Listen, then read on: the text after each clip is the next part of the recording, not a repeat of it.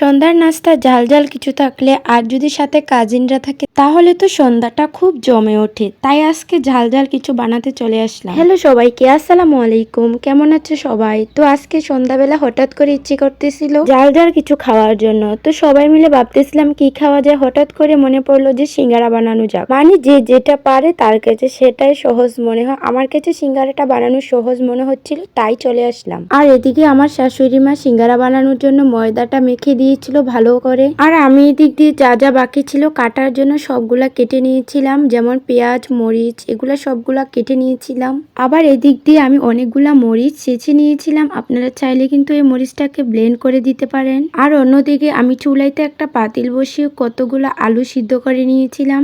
আসলে সিঙ্গারার মধ্যে যদি বেশি করে কাঁচা মরিচ ছেঁচে দেওয়া হয় অথবা ছোট ছোট করে কেটে দেওয়া হয় তাহলে সিঙ্গারার টেস্টটা অন্যরকম হয়। তারপর এইদিকে আমি আলুগুলা ছিলে সুন্দর করে মেখে নিচ্ছিলাম। আমরা যেভাবে আলু ভর্তা করে থাকি সেভাবেই করতেছিলাম, কিন্তু এগুলা একেবারে মিহি নিমাশ করা যাবে না, ছোট ছোট করে ভাঙতে হবে। এদিকে আমার ভাঙা শেষ। তারপর আমি চলে আসলাম আলুটাকে রান্না করার জন্য। প্রথমে আমি আলুটাকে রান্না করে নিব, তারপর এটা দিয়ে সিঙ্গারা বানানো শুরু করে দেব। তো এইদিকে আমি চুলাইতে একটা কড়াই বসিয়ে দিলাম আর তার মধ্যে বেশ কিছুটা পরিমাণে তেল দিয়ে দিলাম। তেল দিয়ে এখানে অনেকটা পরিমাণে পেঁয়াজ কুচি দিয়েছি, তার সাথে দিয়েছি কিছুটা পরিমাণে রসুন কুচি। এখন এগুলা দিয়ে একটু ভেজে নিব। আর ভেজে নেওয়ার পর যখন এটা একটা কালার হয়ে আসবে তারপর এটার মধ্যে দিয়ে দিব বাটা মশলাগুলো। আর এই তো আমি এদিক দিয়ে এখানে দিয়ে দিলাম প্রথমে জিরা বাটা, তারপর দিয়ে দিলাম রসুন বাটা, আদা বাটা। এখন আমি এগুলার সাথে দিয়ে দিচ্ছি যে মরিচগুলো আমি ছেঁচে রেখেছিলাম, সেই মরিচ সবগুলা একেবারে দিয়ে দিচ্ছিলাম। দিয়ে সুন্দর করে নেড়ে ছেড়ে কিছুক্ষণ পর্যন্ত নাড়াচাড়া করবে যতক্ষণ পর্যন্ত এটা ভাজা ভাজা না হয়।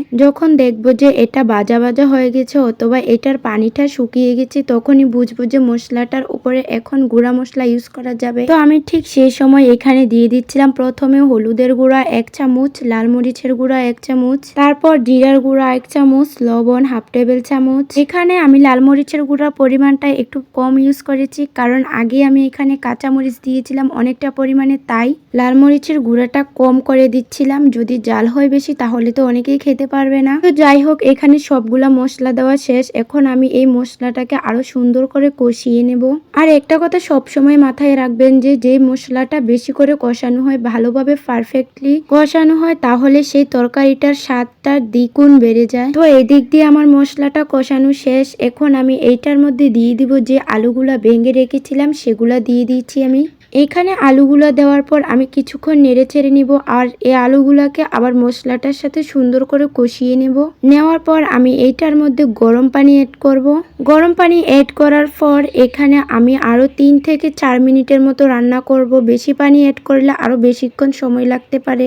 আলুগুলা তো আগে একবার সিদ্ধ করে নিয়েছিলাম, তাই আপনারা সবসময় চেষ্টা করবেন যে পানির পরিমাণটা খুবই কম দেওয়ার জন্য। এখানে সামান্য পরিমাণে পানি দিলেই আলুটা রান্না শেষ হয়ে যাবে, বেশি পানি দেওয়ার দরকার নাই। তাই আমি এখানে একটু করে 1/2 কাপ পানির মতো দিয়েছিলাম। এই পানিটা যখন শুকিয়ে আসবে তখন বুঝবো যে আমাদের সিঙ্গারার আলুটা রান্না করা শেষ প্রায়। এখন ধনিয়া পাতা দিয়ে নামিয়ে নিলে হয়ে যাবে। এখন তো আমার আলু রান্না করা শেষ। তারপর চলে আসলাম সিঙ্গারা বানানোর জন্য। যে রুটির মতো বেলতে হয় সেটা আমি পারি না, তাই আমার শাশুড়ি দেখিয়ে দিচ্ছিল প্রথমে। এখানে আমার শাশুড়ি মা সিঙ্গারা বানানোর জন্য রুটিগুলা বেলে এরকম লম্বা লম্বা করে বেলে নিচ্ছিল আর মাঝখান দিয়ে কেটে 2টা ভাগ করে নিচ্ছিল।